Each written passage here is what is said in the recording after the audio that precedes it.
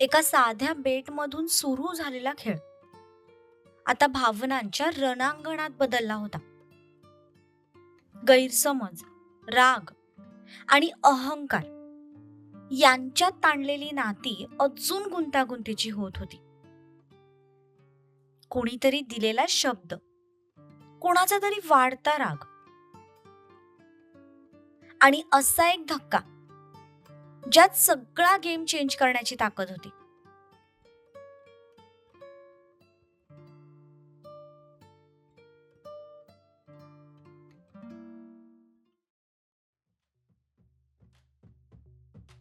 उर्वशीच्या मनात नाना प्रश्नांनी गर्दी करायला सुरुवात केली होती. पण कुठेतरी तपस्याला सम्राट सोबत बघून तिला तपस्याचा रागही येत होता. उर्वशी रागात तिच्याकडे बघत होती. तपस्या गालात हसून एक प्रकारे तिला टशन देत होती. पण तिला हे माहिती नव्हतं की एक सिंपल पैस जिंकण्याच्या नादात पुढे तिच्यासोबत काय होणार आहे. ओके, सगळं ठीक आहे. तेव्हा कुठे उर्वशीने नजर हटवून सम्राटकडे पाहिलं. उर्वशीला त्या दोघांना असं जवळ बघून भयंकर राग येत होता. तिने जागेवरच रागात पाय आपटला आणि तशीच पाय आपटत तिथून निघून गेली.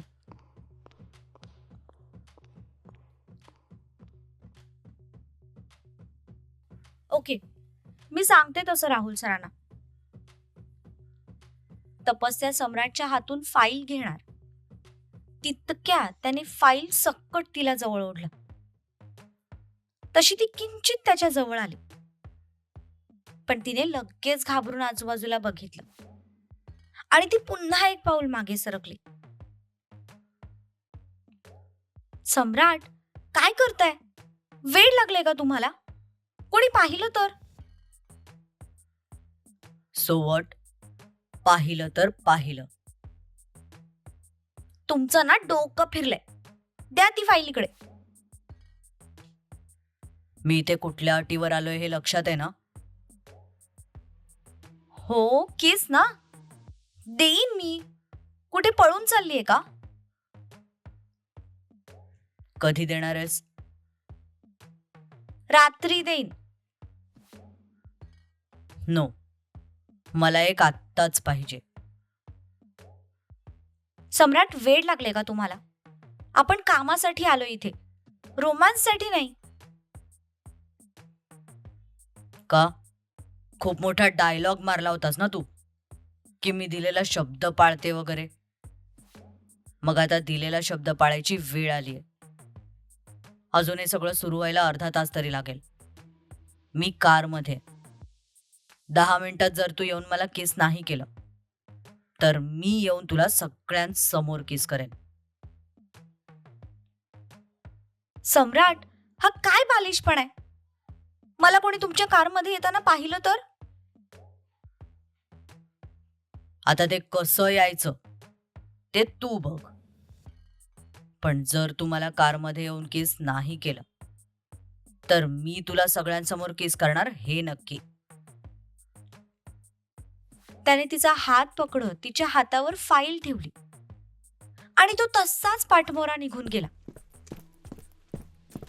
ती मात्र त्याच्या या पाठमोऱ्या आकृतीकडे बघतच राहिली. तपस्या यार, तुझ्या आयुष्यात कुठलीच गोष्ट सरळ का होत नाही ग? करायला एक जातेस आणि होतं भलतच. त्या उर्वशीला जळवण्याच्या नादात यांच्या जाळ्यात अडकले. आणि आता हा माणूस इतका सनकी आहे ना की जर त्यांना खरंच किस नाही केलं तर सगळ्यांसमोर येऊन किस करतील मला आणि सगळं भांड एका मिनिटात फुटेल. काय करू काय करू? जाऊ दे, आधी ही फाईल जाऊन राहुल सरांकडे देऊन येते, मग सम्राटकडे जाते.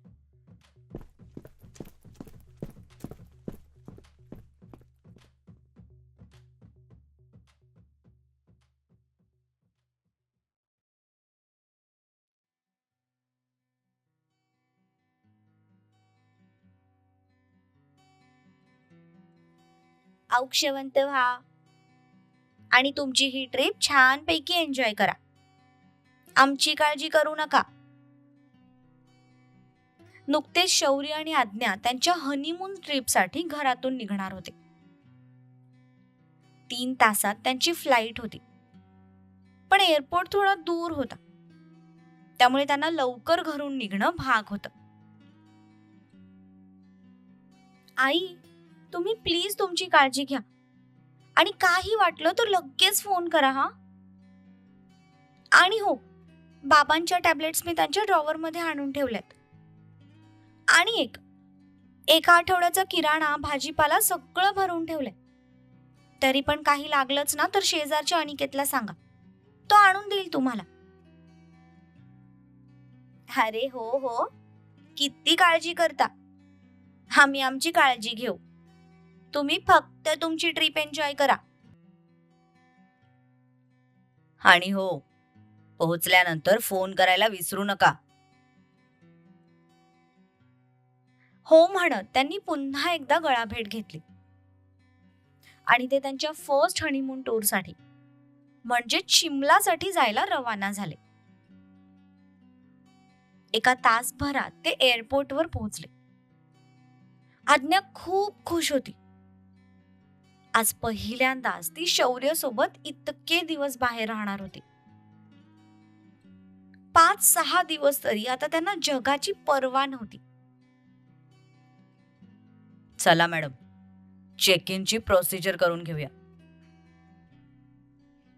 शौर्य आणि आज्ञा आत निघून गेले.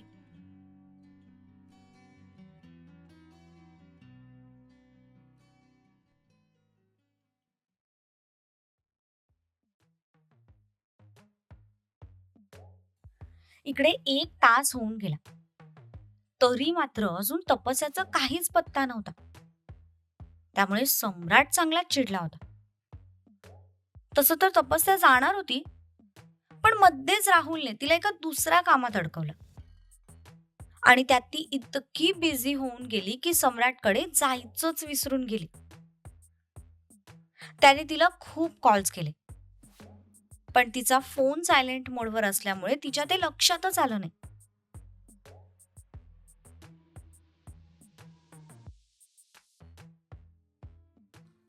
थोडं रिलॅक्स झाल्यानंतर ती पाणी पिण्यासाठी म्हणून बाजूला गेली. तिने ग्लासमध्ये पाणी घेतलं आणि तो ग्लास तोंडाला लावणार तितक्यात तिची नजर समोरून तिच्याच दिशेने चालत येणाऱ्या सम्राटवर गेली. तसे तिचे डोळे भीतीने मोठे झाले. ओ शिट, कामाच्या नादात तर मी विसरूनच गेले की यांनी मला बोलावलं होतं. तिने आवंढा गिळत समोर पाहिलं तर सम्राट तिच्याच दिशेने येत होता. मेले, आता माझं काहीच खरं नाही. तिने लगेच आजूबाजूला पाहिलं. सगळे आपापल्या कामात बिझी होते. तो परिसर बराच ग्रीनरीचा होता. आजूबाजूला मोठमोठाली झाडी सुद्धा होती. तिने लगेच हातातला ग्लास तिथे ठेवला आणि पळतच त्याच्या दिशेने निघाली.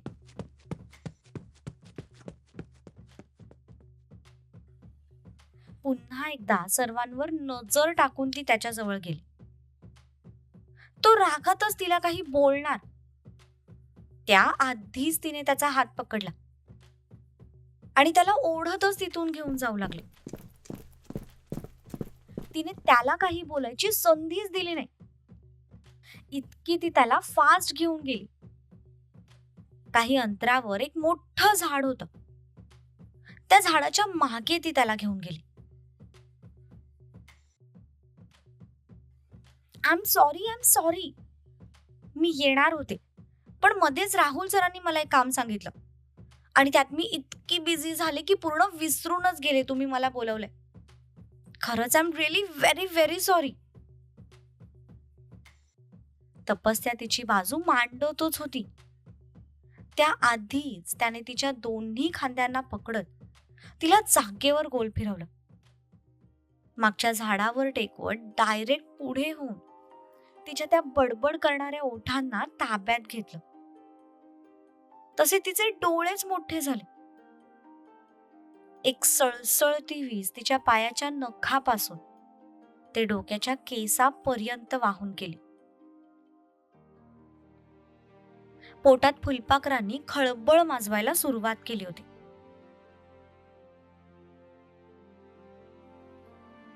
त्याच्या छातीवर दोन्ही हात रोवत ती त्याला दूर करण्याचा प्रयत्न करत होती.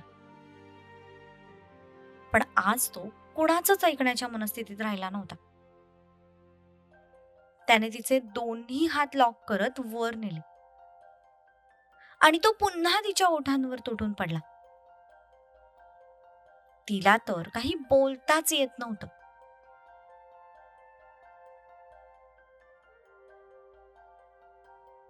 काही वेळानंतर त्याने तिला सोडलं आणि स्वतःच्या ओठांवरून उलटा हात फिरवला.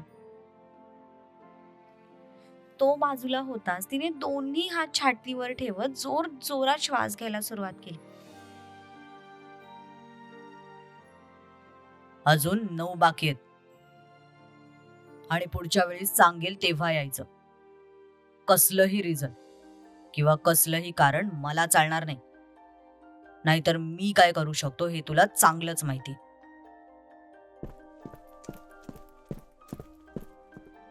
सम्राट तिथून निघून गेला. ती मात्र अजूनही त्या झाडावर टेकून स्वतःचे श्वास कंट्रोल करण्याचा प्रयत्न करत होती. अजूनही त्याच्या ओठांचा स्पर्श तिला तिच्या ओठांवर जाणवत होता. हे भगवान, सगळी सनकी लोक मलाच का भेटतात? तिने स्वतःचा अवतार ठीक केला आणि ती तिथून जायला निघाली. 4च पावलं चालली असेल तितक्यात तिच्या समोर उर्वशी येऊन उभी ठाकली. तशी तपस्या दचकून एका जागेवर उभी राहिली. उर्वशी मात्र हाताची घडी घालून रोखलेल्या नजरेने तिच्याकडे बघत होती. व्हॉट? अशी नजर रोखून का बघतेस तू माझ्याकडे? तपस्या, मगाशी तू कोणाला फोन केला होतास?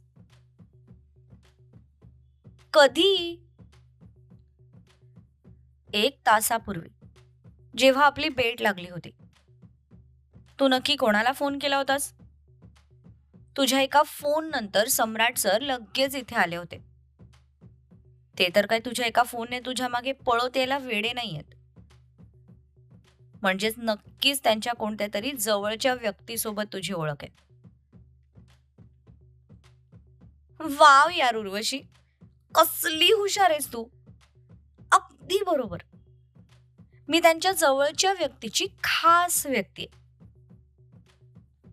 तपस्याला तर तिला डिवचायला आयता चान्स मिळाला होता आणि तो चान्स ती थोडी सोडणार होती. कोण कोण आहे ती व्यक्ती? त्यांची बायको. त्यांची बायको ना माझी खूप जवळची मैत्रीण आहे. एकदम घट्टवाली मैत्री असते ना, तशी आमची मैत्री आहे.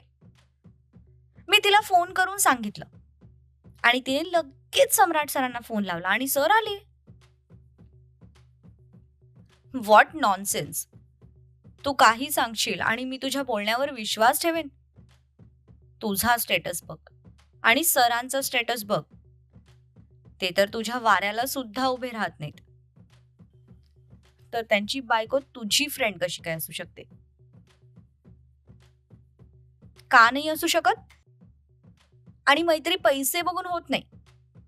हा, तुझ्यासारखे काही लोक असतात जे दिसण्यावरून आणि पैशांवरून समोरच्या व्यक्तीला जज करतात.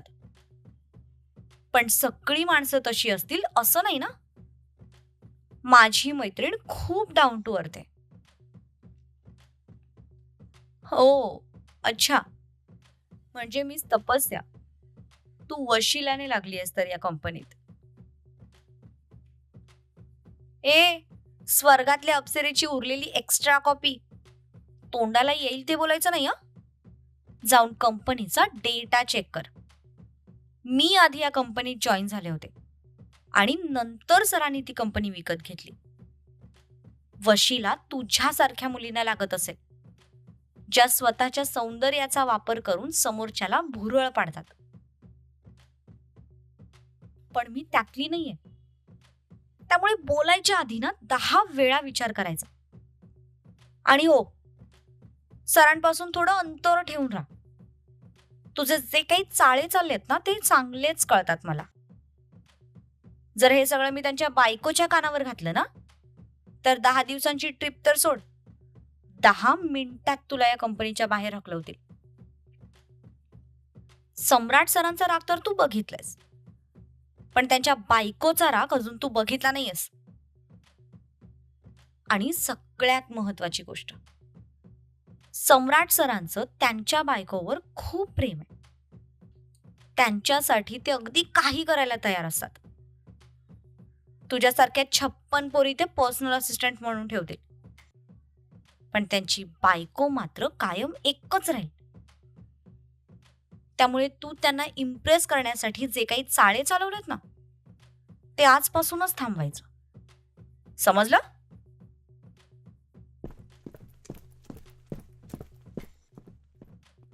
तपस्या तशीच तिच्या खांद्याला धक्का मारून तिथून निघून गेली. What the hell? कोण समजते कोण ही स्वतःला?